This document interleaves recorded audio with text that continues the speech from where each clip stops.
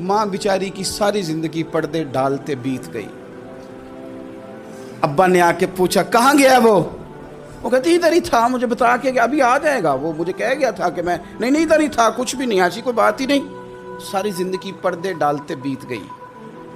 अब्बा कई दफ़ा घर में लड़ाई की, बेटे को मारा।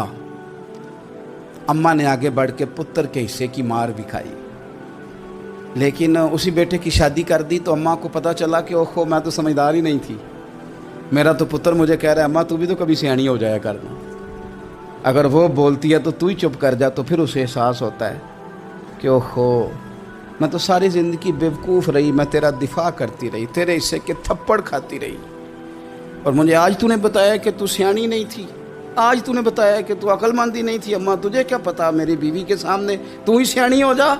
वो टूट जाती है, बिखर जाती है।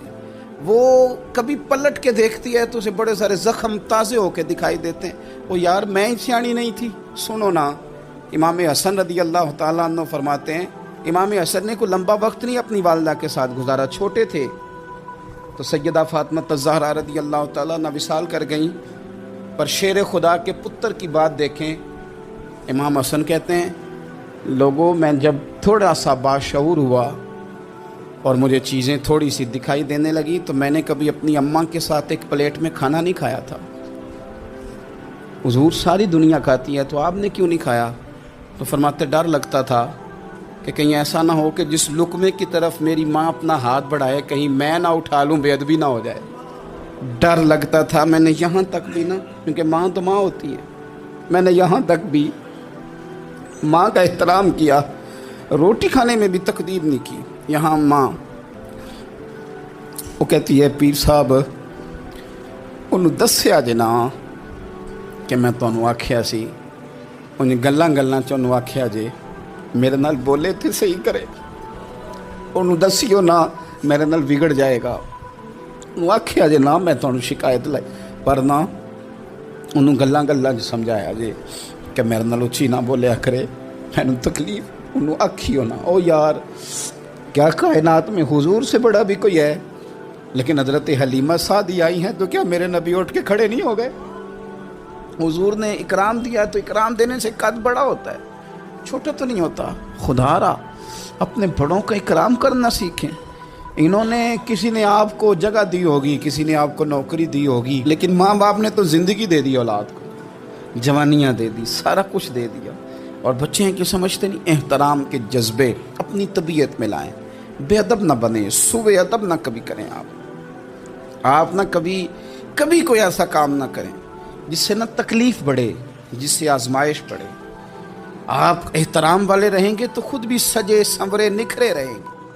अपने बुज़ुर्गों को पहल करें बुज़ुर्गों की तरफ, यानी आप घर के अंदर छुपा के सेब अपने कमरे में ना लेके जाएं, छुपा के चीज़ें ना रखें, बल्कि पहल करें बूढ़े अब्बा से, पहल करें अपनी वालदा से, वहाँ से आगाज़ करें। आप देखें बरकतें कितनी होती हैं। मैं कुछ बातें मुझे लुत्फ़ देती हैं। मेरे कुछ संगी हैं, 3 भाई हैं, इकट्ठे मुझसे बैत हैं, मेरे साथ बड़ा प्यार का रिश्ता है। तो कभी कभी ना खिदमत करने का दिल करता है उनमें से किसी का कि चलें हज़रत साहब आए हैं तो हम कुछ नजराना पेश करें। तो अपने बड़े भाई को वो थमाते हैं कि जनाब आप ये काम करें।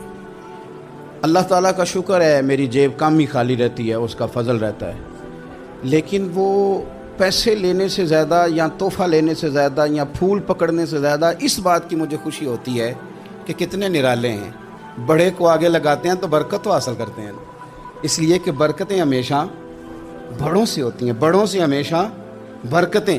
ये फूल का तोहफ़ा बड़े भाई को दे के जब आगे किया जाता है तो मेरे दिल को अच्छा लगता है, मुझे करार आता है कि यार ये लहजा ठीक है, ये अंदाज़ ये ठीक है। अपने बड़ों को आगे रखें, बड़ों को कलाम करने का मौका पहले दें। घर में कोई चीज़ लाएं तो तकदीम करें।